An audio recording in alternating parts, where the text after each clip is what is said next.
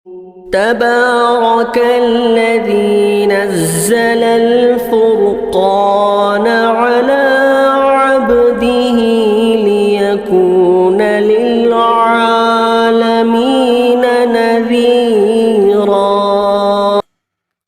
किसी एक भाई ने यह भी सवाल किया है, मुफ्ती साहब, वितर की नमाज की क़ज़ा करना ज़रूरी है?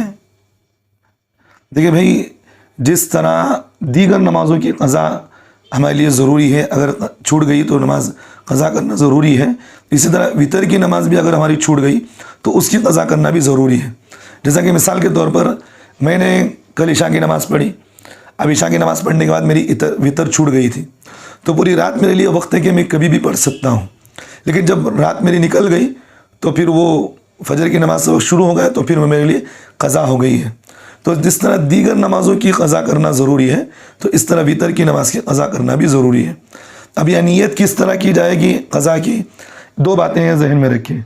एक तो बात यह है कि भाई अगर मेरी वितर की नमाज जो क़ज़ा हुई है तो उसमें दिन मुतय्यन करेंगे। जैसा कि आज जुमा का दिन है तो कल जुमेरात थी, तो जुमेरात के दिन की अगर मेरी इशा की नमाज वितर की नमाज क़ज़ा हुई है तो मैं नीयत दूसरे दिन ये करूँगा कि मैं जुमेरात के दिन की वितर की नमाज क़ज़ा कर रहा हूँ।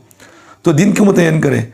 अगर वितर की नमाज़ें बहुत ज़्यादा क़ज़ा हो गई हैं, अब मालूम नहीं भी कितने नमाज़ें क़ज़ा हुई हैं, तो फिर इस तरह नीयत करें कि मेरी ज़िंदगी की पहली वितर की नमाज़ क़ज़ा कर रहा हूँ, यानी तो इन्हें इस तरह करें कि मेरी ज़िंदगी की आखिरी वितर की नमाज़ जो छूटी हुई है मैं उसकी क़ज़ा कर रहा हूँ। तो इस तरतीब से उसकी क़ज़ा करना ज़रूरी है। तो बहरहाल मसला यही है कि जिस तरह फ़र्ज़ नमाज़ों की दीगर पाँचों नमाज़ों की नमाज अगर छूट गई, किसी आदमी की क़ज़ा करना ज़रूरी होता है, तो इसी तरह वितर की क़ज़ा करना भी ये वाजिब और ज़रूरी है। अल्लाह हम तमाम को अमल की तौफ़ीक़ दे।